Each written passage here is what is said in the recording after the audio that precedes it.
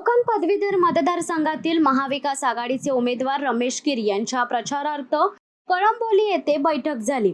राष्ट्रवादी काँग्रेसचे शरद पवार गटाचे जिल्हाध्यक्ष सतीश पाटील यांच्या शाळेमध्ये ही बैठक आयोजित करण्यात आली होती। शेकापचे माजी आमदार बाळाराम पाटील यांनी कोकणातील लोकसभेच्या पराभवाचा डाग पुसून काढा असे आवाहन मतदारांना केले। या बैठकीला शेकापचे माजी आमदार बाळाराम पाटील, काँग्रेसचे जिल्हाध्यक्ष सुदाम पाटील, शिवसेनेचे पनवेल तालुका संपर्क प्रमुख योगेश तांडेल, आरसी घरत, उद्योजक जे म्हात्रे, राष्ट्रवादीचे जिल्हाध्यक्ष सतीश पाटील आदी मान्यवर उपस्थित होते। या ठिकाणी कोकण पदवीधर मतदारसंघाच्या निवडणुकीच्या दृष्टीने महाविकास आघाडीचे जे उमेदवार आहेत रमेश कीर, त्यांच्या प्रचारासाठी गेल्या 8 दिवसापासून महाविकास आघाडीचा पनवेल उरणमधला कार्यकर्ता हा अतिशय चिकाटीनं कामाला लागलेला आहे। सुरुवातीला पनवेल उरण महाविकास आघाडीचा मेळावा ज्येष्ठ नागरिक संघात झाला। तदनंतर माननीय नानाभाऊ पटोले, जयंत पाटील, नसीम खान यांच्या उपस्थितीत या ठिकाणी आद्य क्रांतीवीर वासुदेव बळवंत फडके नाट्यगृहामध्ये महाविकास आघाडीचा मेळावा त्या ठिकाणी संपन्न झाला। तदनंतर पनवेल महापालिका क्षेत्रात येणाऱ्या 9 शहरांमध्ये आपण या ठिकाणी प्रचाराचे मेळावे मतदारांसमवेत आयोजित केलेले होते। दुर्दैवानं प्रशांत पाटलांचं निधन झाल्यामुळे त्यातले 3 रद्द झाले होते, पण ते मेळावे आम्ही उद्या करतो आहे। अशा पद्धतीनं मतदारांपर्यंत चांगल्या पद्धतीनं पोचायचा प्रयत्न आपण करतो आहे। कोकण शिक्षक मतदारसंघाची जी टीम आहे ती या ठिकाणी तालुक्यातल्या संपूर्ण शाळांमध्ये जाऊन पनवेल आणि उरणमध्ये, त्याचसोबत कर्जत खालापूरमध्ये महाविकास आघाडीच्या उमेदवाराचा प्रचार करते आणि मतदारांचाही प्रतिसाद अतिशय चांगला आहे। प्रत्येक ठिकाणी जाताना आम्ही चांगल्या पद्धतीनं नियोजन होईल या दृष्टीनं कटाक्षानं कार्यकर्त्यांना सूचना देतो आहे। उद्याही आम्ही खारघरला सकाळी 10:30 वाजता भाषणार आहोत आणि त्याच्यामध्ये आणखी काही ज्या लाकीना आहेत त्याच्या पूर्तता करायचा आमचा प्रयत्न आहे।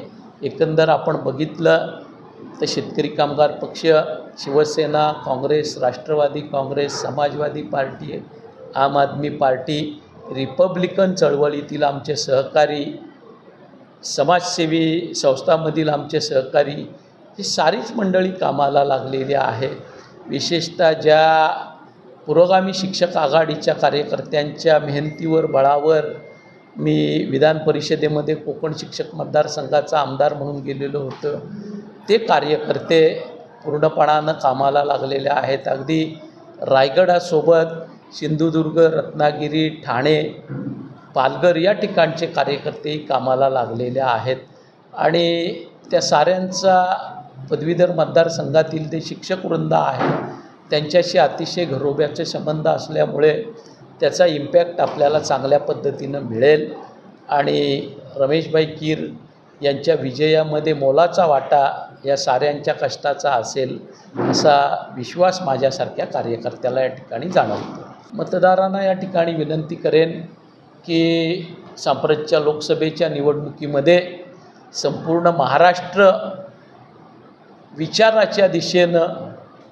आणि अतिशय चांगल्या पद्धतीनं या ठिकाणी लोकशाही जतन करण्याच्या दिशेनं जात असताना कोकण मात्र विकला गेला अशी परिस्थिती झालेली आहे।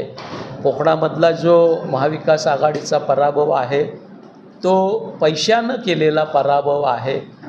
माझी या ठिकाणी मतदारांना विनंती असेल की ह्या निवडणुकीच्या माध्यमातून जो पराभव लोकसभेच्या निवडणुकीमध्ये महाविकास आघाडीला या ठिकाणी अपवाद म्हणून स्वीकारावा लागला आहे, आपण जर बघितलं तर माननीय शरदचंद्रजी पवार साहेब, माननीय उद्धवजी ठाकरे साहेब यांच्या प्रचंड कष्टानं, त्याचसोबत राहुल गांधींच्या करिश्म्यानं या ठिकाणी हा विजय साकारला आहे आणि तो साकारत असताना ज्या कोकणची ओळख विचारांवर पक्का बैठक असणारा विभाग किंवा पुरोगामी विचारांचा विभाग अशी होती, त्या कोकणात मात्र दुर्दैवानं पैसा आणि सत्तेनं महाविकास आघाडीला पराभव पत्करावा लागला.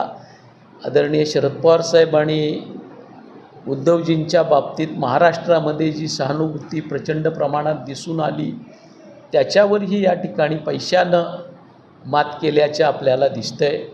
हा मतदारसंघ या साऱ्या लोकसभेच्या मतदारसंघांना कवेत घेणारा मतदारसंघ आहे. ह्या निवडणुकीमध्ये लोकसभेत आपली झालेली चूक दुरुस्त करून आपण कोकण पुनरुपी महाविकास आघाडीच्या पाठीमागं ठामपणानं उभा आहे, विचारांशी बांधील आहे, आपल्या परंपरेशी बांधील आहे, हे दाखवण्याची संधी या निमित्तानं मिळालेली आहे. त्या संधीचं सोनं करूया अशी विनंती या ठिकाणी मतदारांना करेन.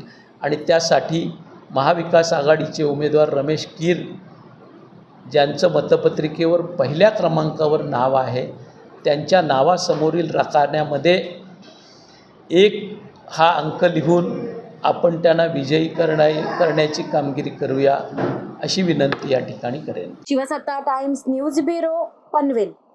दे धडक बेधडक वृत्त देणाऱ्या आपल्या शिवसत्ता टाइम्स न्यूज चॅनलला लाल बटन दाबून सबस्क्राईब करा आणि बेल आयकॉनला क्लिक करायला विसरू नका.